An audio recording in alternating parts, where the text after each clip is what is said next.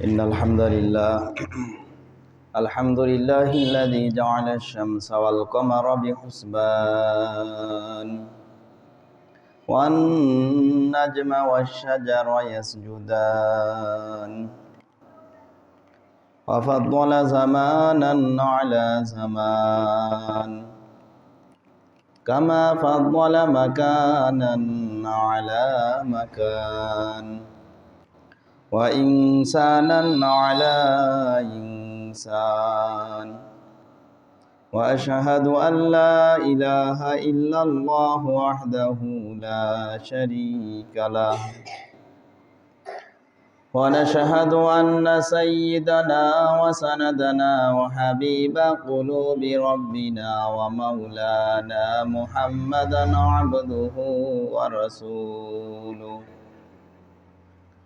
صلى الله تعالى عليه وعلى آله وأصحابه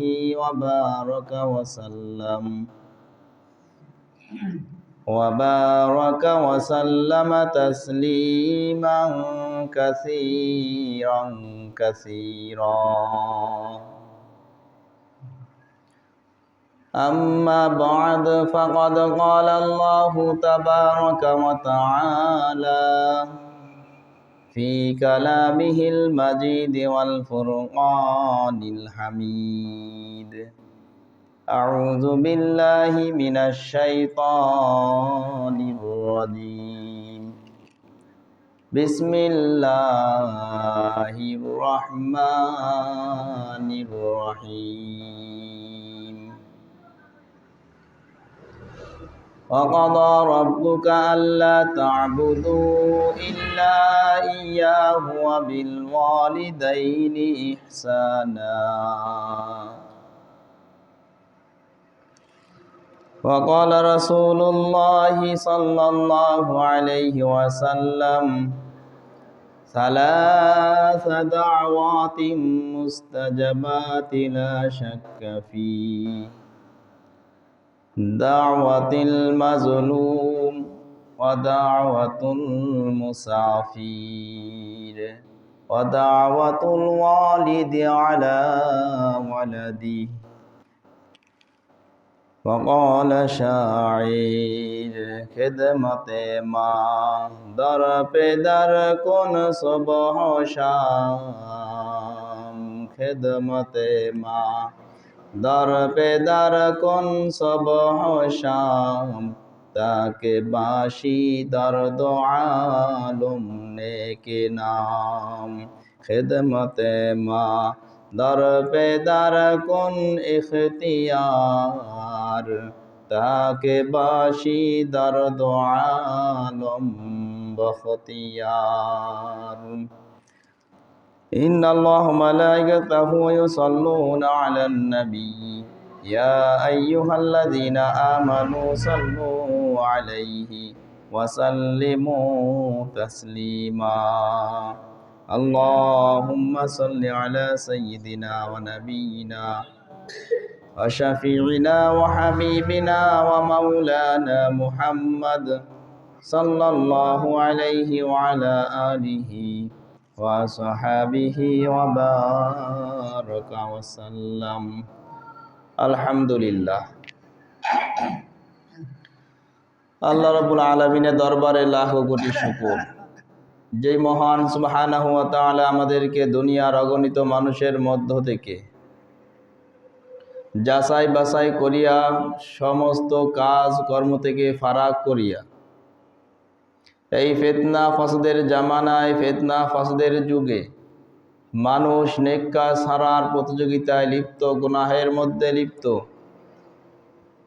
এমনই ফিতনা ফাসাদের জামানায় আল্লাহ সুবহানাহু ওয়া তাআলা আমাদেরকে দয়া করে, ভালোবেসে, মহব্বত করে তার গোলামির জন্য প্রতি জুমার ন্যায় আজও তারই ঘর মসজিদে আসার ও বসার তৌফিক দান করেছেন। এজন্য অন্তর থেকে কালিমাতু শুকর আদায় করি আলহামদুলিল্লাহ।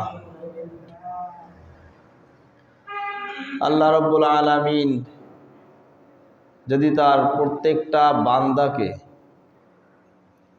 আল্লাহ তাআলার প্রত্যেকটা বান্দা শুধু মুসলমান নয়, সমস্ত মানুষ জাতি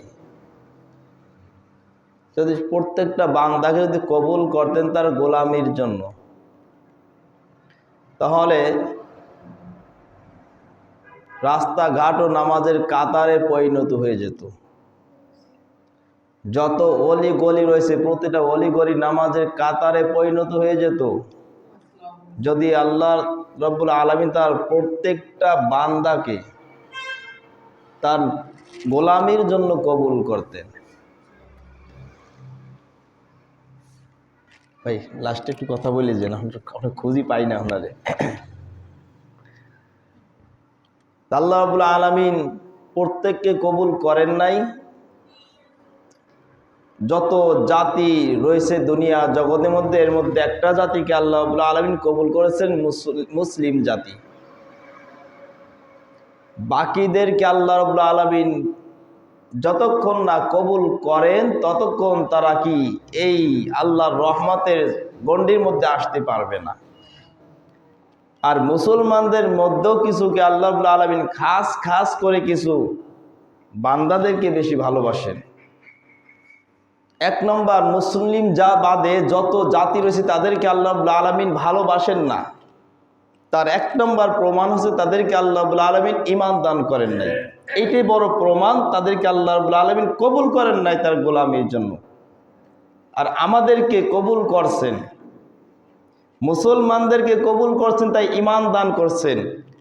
এই মুসলমানদের মধ্যেও যাদেরকে আল্লাহ রাব্বুল আলামিন স্পেশাল ভাবে একটু বেশি বেশি ভালোবাসেন, মহব্বত করেন, এদের মধ্যে থেকে কাউকে দিয়ে বেশি বেশি নেক কাজ করার মতো পথকে সহজ করে দেন, আবার কাউকে নেক কাজের বেলা একটু পিছিয়ে রাখেন। ঈমান ঠিক আছে, আল্লাহকে বিশ্বাস করে, আল্লাহ রাসূলকে স্বীকার করে, পরকাল, জান্নাত, জাহান্নাম, ফেরেশতা সব কিছু সে বিশ্বাস করে, কিন্তু আমলের বেলা সে পিছিয়ে রয়েছে। তাহলে যে আল্লাহকে বিশ্বাস করলো, রাসূলকে বিশ্বাস করলো, জান্নাত, জাহান্নাম, ফেরেশতা, হায়াত, মউত সব কিছু সে স্বীকার করলো, বিশ্বাস করলো, কিন্তু আমলে বেলা পিছিয়ে রইল, মানে তাকে আল্লাহ রাব্বুল আলামিন ভালোবাসেন, তবে ওদের মতো নয় যাদেরকে দিয়ে 5 ওয়াক্ত গোলামি করান, যাদেরকে গুনাহ থেকে হেফাজতে রাখেন, তাদের মতো অতটা এখনো ভালোবাসেন না। ভালো তো অবশ্যই বাসছে, তার এক নম্বর প্রমাণ হচ্ছে সেই মুসলমান, সে ঈমানদার, আল্লাহকে বিশ্বাস করে, এটা এক নম্বর কি প্রমাণ। এখন এই জাতির মধ্যে, মুসলমানদের মধ্যে খাস খাস ভাবে যাদেরকে আল্লাহ রাব্বুল আলামিন কবুল করছেন, তারা আগে আগে নেকের বেলা আগে থাকে। আর নেক কাজ করার জন্য আল্লাহ রাব্বুল আলামিন তো বলছেন ফাস্তাবিকুল খায়রাত,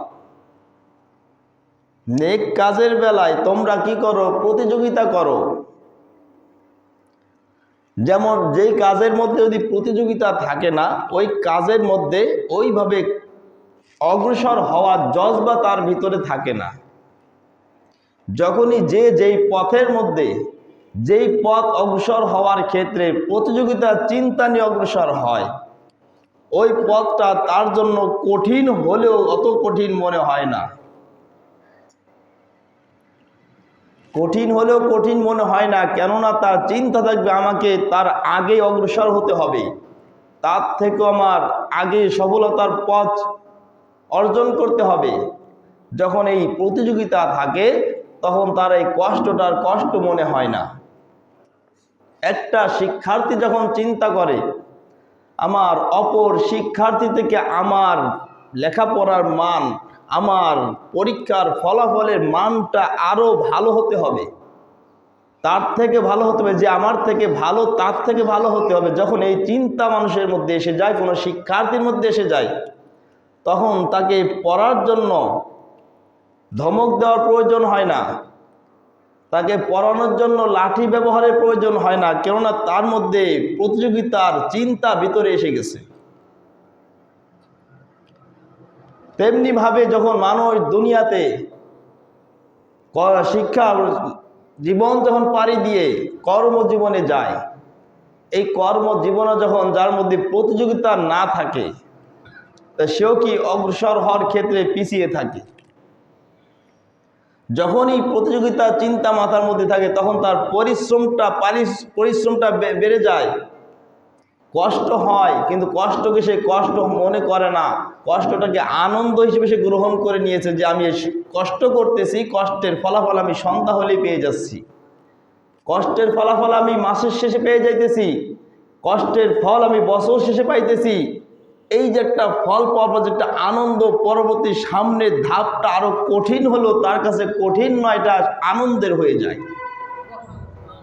আল্লাহ রাব্বুল আলামিন এটাই বলছেন ফাস্তাবিকুল খায়রাত। এখানে দুনিয়ার কথা বলা হয় নাই, দুনিয়ার অর্জনের জন্য বলা হয় নাই। খায়রাত, ফাস্তাবিকুল খায়রাত, নেক কাজ, ভালো কাজ, উত্তম কাজের প্রতিযোগিতা করার জন্য, উত্তম কাজের প্রতিযোগিতা করার জন্য আল্লাহ রাব্বুল আলামিন বলেন তোমরা একই কাজে কি করো, প্রতিযোগিতা করো, একে অপরের সঙ্গে পাল্লা দাও, যে তোমার থেকে এগিয়ে আছে তার থেকে পাল্লা দাও, যে তোমার থেকে পিছে পড়ে রয়েছে সেদিকে লক্ষ্য না করে সামনের দিকে তাকাও, কে তোমার থেকে এগিয়ে আছে। তাহলে সামনের দিকে তাকাইলে তখন তার ভিতরে একটা যখন প্রতিযোগিতার ভাব এসে যাবে, প্রতিযোগিতার চিন্তা তার ভিতরে যখন এসে যাবে, তখন এই কাজটা যদি কঠিনও হয়, কাজটা তখন মনের দিক থেকে মেনে নেওয়ার কারণে কাজটা সহজ হয়ে যাবে। আল্লাহ রাসূল সাল্লাল্লাহু আলাইহি ওয়াসাল্লাম বলছেন আল হিম্মাতু হিয়াল ইসমিল আযম। যখনই আমি কোনো কাজকে প্রতিযোগিতা হিসেবে আমি এগিয়ে যাওয়ার চেষ্টা করব, আর একজনের সঙ্গে পাল্লা দিয়ে যখন করব, তখন এই কাজটা মনের মধ্যে কঠিন হলে যখন মেনে নেওয়া হয়, মন থেকে যখন কষ্টটাকে মেনে নেওয়া হয়, তখন এই কাজটা তার কাছে সহজ হয়ে যায়। এটা আল্লাহ রাসূল সাল্লাল্লাহু আলাইহি ওয়াসাল্লাম তাই বলছেন আল হিম্মাতু হিয়াল ইসমিল আযম। হিম্মত, মনের হিম্মত হচ্ছে একটা ইসমে আযম, একটা পাওয়ারফুল দোয়া। ওই ঘটনা বলতে গেলে সময়ের সঙ্গে মূল আলোচনা যেতে পারবো না। তো ইসমে আযম একটা পাওয়ারফুল একটা দোয়া বলা হয়েছে, দোয়ার সঙ্গে বলা হয়েছে মনের হিম্মত, মনের ইচ্ছা। যখন আমি মনে মনে কঠিন ইরাদা করব, কঠিন কাজটাও আমার জন্য কি হয়ে যাবে, সহজে পরিণত হয়ে যাবে। যেমন মোমেন বান্দা মৃত্যু যখন হয়, মৃত্যু যন্ত্রণা থেকে কোনো প্রাণী বাঁচতে পারে না। প্রত্যেকটা প্রাণী মৃত্যুর স্বাদ ভোগ করতেই হবে, সেটা আনন্দের সঙ্গে হোক আর দুঃখের সঙ্গে হোক। তো আনন্দের সঙ্গে তাদের মৃত্যু হয়, ওই সমস্ত মানুষের আনন্দের সঙ্গে মৃত্যু হয় যেই যারা ঈমানদার মোমেন, যারা দুনিয়ায় বসে অর্জন করেছে জান্নাত, দুনিয়ায় বসে অর্জন করেছে কবরের সওয়াল জবাব, তাদের জন্য কষ্ট নয়, তাদের জন্য কষ্ট হয়ে যায় কি আরামদায়ক। আর যারা দুনিয়ায় বসে দুনিয়ায় ভোগ বিলাসের ব্যস্ত রয়েছে, জান্নাত ক্রয় করতে পারে না, যা কবরে সওয়াল জবাব অর্জন করতে পারে না, তাদের জন্য ওটা কি কঠিন গজব স্বরূপ। তাহলে দুনিয়ায় বসে আসলে অর্জন করতে হবে, তাহলে তার মৃত্যুটা হবে কি হবে, সুখের মৃত্যু হবে, আরামদায়ক হবে। যেই কাজের মধ্যে আনন্দ থাকে, কষ্ট হলে কষ্টের কারণে মাথার ঘাম পায়ে পড়ে, শরীর থেকে ঘাম বের হয়, কিন্তু তারপরও কাজের মধ্যে মনোযোগী হওয়ার কারণে ওই কষ্টটা অনুভব হয় না, কিন্তু শরীর ঠিকই কষ্ট পাইতেছে, শরীর থেকে ঘাম বের হইতেছে, কিন্তু তার মনের মধ্যে কোনো কষ্ট নাই। কারণ কি, মন পরিপূর্ণ প্রস্তুত, প্রতিযোগিতায় প্রস্তুত, এগিয়ে যাওয়ার কারণে সে মনের মধ্যে ওইভাবে চিন্তা থাকার কারণে মন তার অটল, কিন্তু শরীরের শারীরিক কষ্টের কারণে শরীর থেকে ঘাম বাহির হয়। এই জন্য দুনিয়াটা কি অর্জন করার জায়গা। দুনিয়া যদি অর্জন করতে ব্যর্থ হয়ে যায়, তাহলে ছিটকে গিয়ে পড়তে হবে কি আবার জাহান্নামের বাসিন্দা হিসেবে। ফারিকুম ফিল জান্নাহ অফারিকুম ফিস সাঈর, দুইটার একটা তোমাকে অবশ্যই বাসিন্দা হতে হবে, নয়তো জান্নাতের বাসিন্দা অথবা জাহান্নামের বাসিন্দা, এর মধ্যে কোনো পার্থক্য নাই। যদি আমি জান্নাতের বাসিন্দা হওয়ার উপযুক্ত হতে না পারি, তাহলে আমার জন্য কনফার্ম যে আমি জাহান্নামের বাসিন্দা হয়ে গেছি। যদি আমি জাহান্নাম থেকে বাঁচতে পারি তাহলে অটোমেটিক আমি জান্নাতের বাসিন্দা হয়ে যাব। এই দুটের একটা অবশ্যই বাসিন্দা হয়ে আমার দুনিয়ার থেকে বিদায় নিতে হবে। সেই পরিস্থিতির মনের মধ্যে যদি পূর্বে থেকে থাকে, না আমি জাহান্নামের বাসিন্দা হতে চাই না, জাহান্নামের লাকড়ি হতে চাই না, আমি জান্নাতের বাসিন্দা হতে চাই, আমাকে সেইভাবে ফিকির করতে হবে। সেইভাবে ফিকির করতে হবে। আমার জীবন, আমার চলাফেরা, আমার আচার আচরণ, ব্যবহারের দ্বারা মানুষ যেন কষ্ট না পায়। আল্লাহ রাসূল কি বলছেন? এক মুসলমান অপর মুসলমানকে কষ্ট দিতে পারে না। যখন একটা মুসলমান আরেকজন মুসলমানকে কষ্ট দেয়, আমার ব্যবহারের দ্বারা, আমার আচার আচরণের দ্বারা যদি আরেকজন মানুষ, আরেকজন মুসলমান যদি ব্যথিত হয়, কষ্ট পায়, তাহলে আমি খাঁটি মুসলমান হতে পারলাম না, খাঁটি মুসলমান হতে পারলাম না। আল্লাহ রাসূলের হাদিস অস্বীকার করলে মুসলমানিত্ব থাকবে না, ঈমান থাকবে না। কিন্তু যদি যেমন আদমশুমারি করা হয়, এমন যদি বাংলার জমিনে কেশাব, দুনিয়ার জমিনে যদি আদমশুমারি চলে,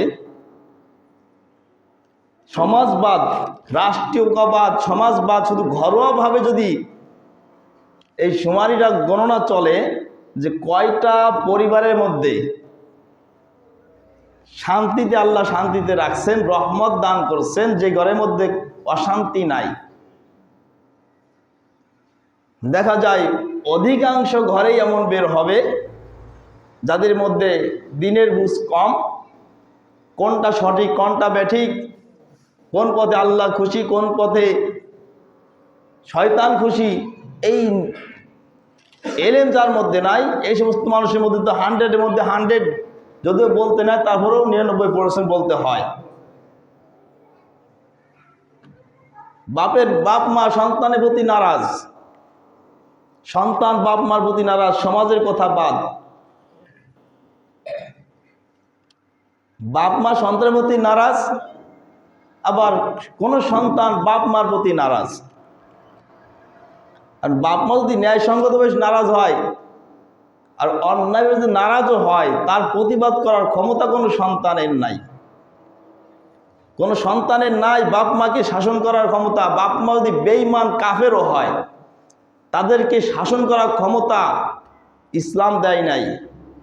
তাদের সঙ্গে নম্র ব্যবহার করতে হবে, যদি সে বাপ মা একজন কাফের বেঈমানও হয়।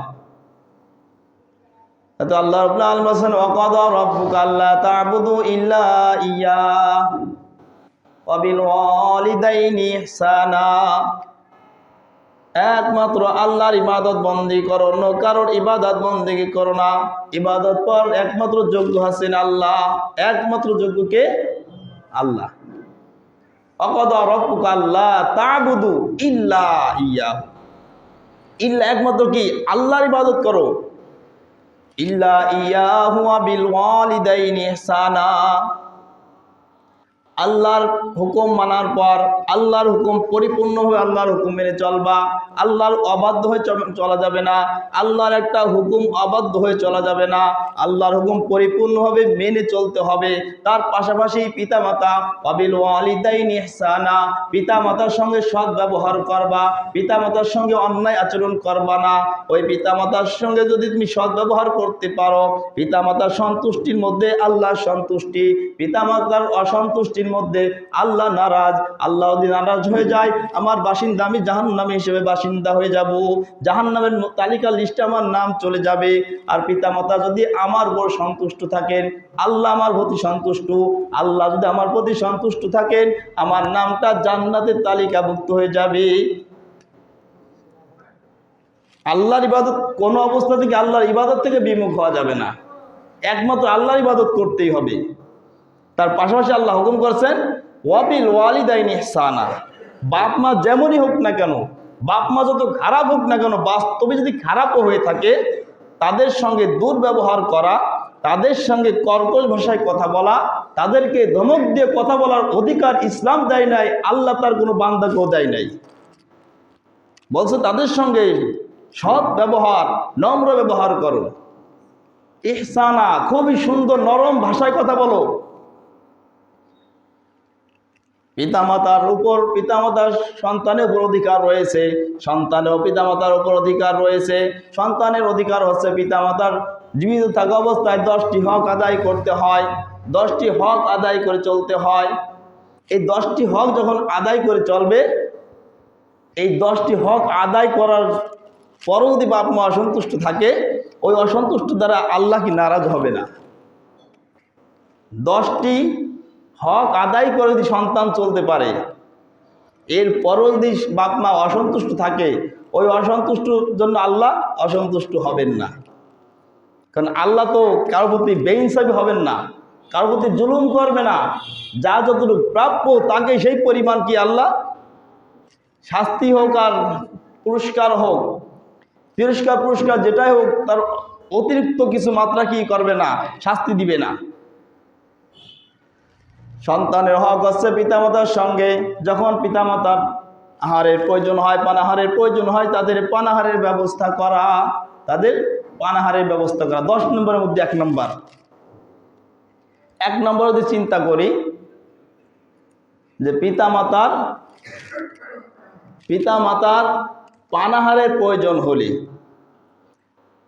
সন্তান যদি সচ্ছল হয়, সন্তান যদি 1 লোকমা খেতে পারে, তাহলে বাপ মা ওই 1 লোকমা থেকে সে ভাগ পাওয়ার অধিকার সে রাখে। যে সন্তানের পেট পুরি খাওয়ার ব্যবস্থা নাই, পেট পুরি খাওয়ার দরকার নাই, যেটুকু আছে তার মধ্যে থেকে তার পিতামাতার হক রয়েছে। এটা আল্লাহর হুকুম। কার হুকুম? আল্লাহর হুকুম।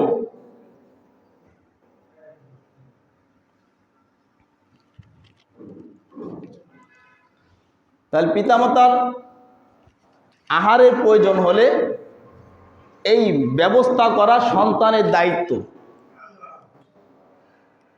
কিন্তু এখন এই দায়িত্ব পালনের ক্ষেত্রে বাহানার আর বাহানার শেষ নাই, অজুহাতের শেষ নাই। আল্লাহ মানুষকে হাত দিয়েছেন 2টা। কয়টা? আল্লাহ মানুষকে হাত দিয়েছেন কয়টা? 2টা। আর মানুষ বানাইছে অগণিত হাত। মানুষ বানাইছে নিজের মন করা হাত কয়টা? অগণিত হাত। হাতের কোনো শেষ নাই, অজুহাতের কোনো শেষ আছে? যেখানে মন চায় না সেখানে অজুহাত একটা দাঁড় করে দেয়, মানুষকে বোঝানোর জন্য অজুহাত। হাত তো আল্লাহ দিয়েছে 2টা, কিন্তু মানুষ তৈরি করছে অনেকগুলি। প্রয়োজন স্বার্থ সাপেক্ষে, নিজের স্বার্থ হাসিলের জন্য, দুনিয়াবি স্বার্থ হাসিলের জন্য অজুহাতের কোনো হাত গণনা করে সম্ভব না। যখন যেখানে প্রয়োজন সেইভাবে অজুহাত দাঁড় করে দেয়। পিতামাতাকে খাওয়ানোর জন্য, পিতামাতার খেদমত করার জন্য, তাদের পানাহারের ব্যবস্থা করার জন্য নানান সমস্যার সম্মুখীন হতে হয়, কাজের সমস্যার সম্মুখীন হতে হয়। নিজে খেতে পাই না, তাদেরকে খাওয়াইবো কোথায়? নিজে খেতে পাই না, তাদেরকে খাওয়াবো কোথায়? তাহলে 1 নম্বর হচ্ছে পিতামাতার পানাহারের প্রয়োজন হলে সন্তানের দায়িত্ব হচ্ছে তাদের পানাহারের ব্যবস্থা করা। যদি নিজে না খেয়ে মরে যায় তাহলে সে ভিন্ন কথা, নিজেও খেতে পারতেছে না। নিজে যখন 1 লোকমা খেতে পারবো, পিতামাতা কেন খেতে পারবে না? তাই বুঝতে হবে আমার প্রতি আল্লাহ নারাজ। আল্লাহ যখন নারাজ হয়ে যাবে, আমার নামটা জান্নাতের তালিকাভুক্ত আর থাকবে না, নামটা তালিকাভুক্ত থাকবে না। 2 নাম্বার, পিতামাতার যখন খেদমতের প্রয়োজন হয়, তাদের খেদমত করা এটা সন্তানের দায়িত্ব। পিতামাতার খেদমত করা, কারণ পিতামাতা যখন শারীরিক শক্তি থাকে তখন কিন্তু প্রয়োজন হয় না। প্রয়োজন কখন হয়? যখন বৃদ্ধ বয়সে উপনীত হয়, দুর্বল হয়ে যায়, হাঁটারও শক্তি থাকে না, কাজ করার শক্তি থাকে না। একটা জিনিস ধরে এক জায়গা থেকে আরেকটা জায়গায় সরাই নড়চড় করবে, শক্তি যখন থাকে না, তখন যদি সন্তান তার পাশে না থাকে, সন্তান যদি পিতামাতার খেদমত না করে, তাহলে ওই খেদমত না করার কারণে পিতামাতা অসন্তুষ্ট, আর পিতামাতা অসন্তুষ্ট হওয়ার কারণে মাওলাও অসন্তুষ্ট হয়ে যায়। মাওলা যখন অসন্তুষ্ট হয়ে যায়, তাহলে আমার নামটা কি আর জান্নাতের তালিকাভুক্ত থাকবেই না। তাদের খেদমতের প্রয়োজন হলে তাদের খেদমত করা। এমন অবস্থা হয় যে পিতামাতার কোনো কিছুর অভাব নাই, দুনিয়াবি অর্থের কোনো অভাব নাই, কিন্তু খেদমতের অভাব। টাকা দিয়ে কিন্তু সব হয় না, টাকা দিয়ে সব কিছু অর্জন হয় না। টাকা আছে বিধায় কি সব পাওয়া যাবে? সব সম্ভব না। এজন্য সন্তান যখন দেখবে যে আমার পিতামাতার খেদমতের প্রয়োজন, যদি সে টাকা দেওয়া পারে তাতেও কি তার হক আদায় হয়। যদি সেটা টাকার দ্বারা দিয়েও যদি পারে না, তাহলে নিজের দায়িত্ব এসে যায় কি পিতামাতার খেদমত করা, নিজে হাতে খেদমত করা। তাহলে পিতামাতার যখন খেদমতের প্রয়োজন হয়, সন্তানের দায়িত্ব এসে যায় পিতামাতার খেদমত করা, সুযোগ হলে তাদের সঙ্গে সাক্ষাৎ করা। সুযোগ হলে দুজন পিতামাতা থাকে এক জায়গায়, সন্তান থাকে আরেক জায়গা। এখন বিশেষ যখনই সুযোগ হয়, কোনো প্রয়োজন নাই, প্রয়োজন ছাড়া যখন সুযোগ হয়ে যায় দেখা করা, সন্তানের দায়িত্ব এসে তাই সে সুযোগ পেলেই বাপ মার সঙ্গে সাক্ষাৎ করা। কারণ বাপ মার সঙ্গে সাক্ষাৎ করলে লস নাই। পিতামাতার প্রতি যদি কোনো সন্তান নেক নজরে একবার দৃষ্টি করে দেয়, একবার দৃষ্টি দেওয়ার জন্য একটা কবুলিয়ত হজের সব তার আমল নামায় জমা হয়ে যায়। নেক দৃষ্টিতে পিতামাতার দিকে তাকাইবে, কারণ ওই পিতামাতা এখন বৃদ্ধ বয়সে খেদমতের প্রয়োজন, তারা নিজেদের কাজ নিজেরা করতে পারে না। যখন আমি ছোট্ট ছিলাম, যখন কোলের মধ্যে ঘুমাইতাম, একই বিছানায় থাকতাম, একই বিছানায় ঘুমাইতাম, পেশাব করতাম, পায়খানা করতাম, ওখানে জায়গাটা পরিষ্কার করে সুন্দর জায়গা আমাকে রেখে আমার মা আমার বাবা সুন্দর জায়গা রেখেছেন। তারা ঠান্ডা জায়গায়, তারা ভিজা জায়গায় কষ্ট করে তারা জীবনযাপন করেছে, যেন বাচ্চার কোনো কষ্ট না হয়, ঠিক কিনা?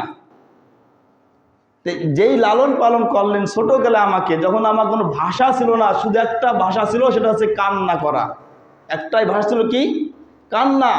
কান্না ছাড়া কোনো ভাষা ছিল না। তো ওই অবস্থায় আমার বাপ মা যেইভাবে আমাকে মহব্বত করে লালন পালন করছে, আমার এই বৃদ্ধ বয়সে মা বাপ যখন ওই অবস্থা হয়ে যায়, বাথরুমে যাওয়ার জন্য যদি একটা পানি নেওয়ার শক্তি যদি তার না থাকে, তাহলে তার তো সে ব্যবস্থা সন্তানের করে দেওয়া, এটা সন্তানের দায়িত্ব।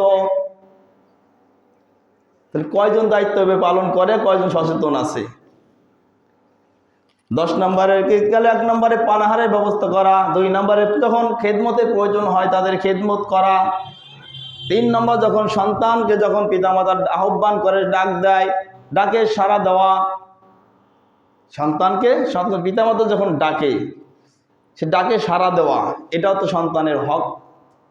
সন্তান যদি ডাকে সাড়া না দিয়ে তার ইচ্ছা মতো চলে যায়, তার যখন ইচ্ছা মতো চলে যাবে, তার কাজে যাক, ঘুরতে যাক, যেদিকে যাক, বাপ মার মনে কষ্ট পায় কি পায় না? শব্দ ভিতরে চলে আসে যে এই সন্তানকে আমি না খেয়ে খাওয়াইলাম, এই সন্তানের জন্য কত না কষ্ট করলাম, আর সন্তানকে আমি ডাক দিলাম, আমার ডাকে সাড়া না দিয়ে সে তার ইচ্ছা মতো চলে গেল। এই যে কষ্ট ভিতরে এসে যায়, মুখ থেকে বদদোয়া করা লাগে না, এই কষ্টটা পাওয়াটাই, এটাই আল্লাহ সহ্য করতে পারে না। দেখা যায় অনেক সময় পথে বের হয়েছে, বড় একটা অ্যাক্সিডেন্ট ঘটে যায়, বাপ মার ডাকে সাড়া দেওয়া। সময় তো হয়ে গেছে, কিছু বলার আছে? 2-1 মিনিট ছেড়ে দিচ্ছি। তো যখন বাপ মা ডাক দিবে, ডাকে সাড়া দেওয়া সন্তানের দায়িত্ব। 4 নম্বর, বাপ মার সঙ্গে পিতামাতার সঙ্গে নরমভাবে বিনয়ের সহিত কথা বলা। বিনয়ের সহিত কথা বলা, কর্কশ ভাষায়, শক্ত ভাষায়, উচ্চ গলায় তাদের সঙ্গে কথা না বলা, তাতেও তাদের মনে কষ্ট এসে যায়। আর তাদের মনে যদি কখনো কষ্ট এসে যায়, নিজেকে সবসময় খেয়াল রাখতে হবে, বাপ মার মনে যদি কষ্ট দেই, আমার কোনো কথার দ্বারা, আমার কোনো ব্যবহারের দ্বারা যদি আমার চোখের ভাষায়, মুখের ভাষা, হাতের ভাষার দ্বারা যদি কখনো যদি কষ্ট পেয়ে যায়, তাহলে আমার মাওলা কষ্ট, মনে আঘাত, মাওলা কষ্ট হয়ে যাবে, মাওলা আমার প্রতি নারাজ হয়ে যাবে। তা আমাকে সেইভাবে সচেতন হয়ে আমাকে কাজ করতে হবে। তাই 4 নম্বর কি? তাদের সঙ্গে নরম বিনয়ের সহিত কথা বলা।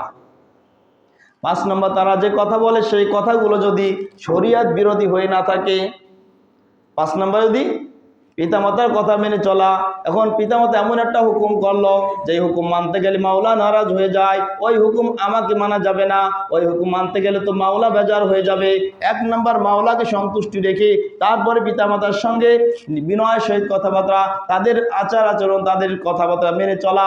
কিন্তু যেই কথা মানতে গেলে মাওলা অসন্তুষ্ট হয়ে যায়, ওই কথা মানা যাবে না, ওই কথা মানা যাবে না। তা 5 নম্বর হচ্ছে পিতামাতার ওই হুকুমটা মানা সন্তানের জন্য ওয়াজিব, জরুরি, যেটা হচ্ছে যেই হুকুমটা মানলে মাওলা অসন্তুষ্ট হবে না, এমন হুকুম সন্তানের জন্য পিতামাতার হুকুম মানা জরুরি।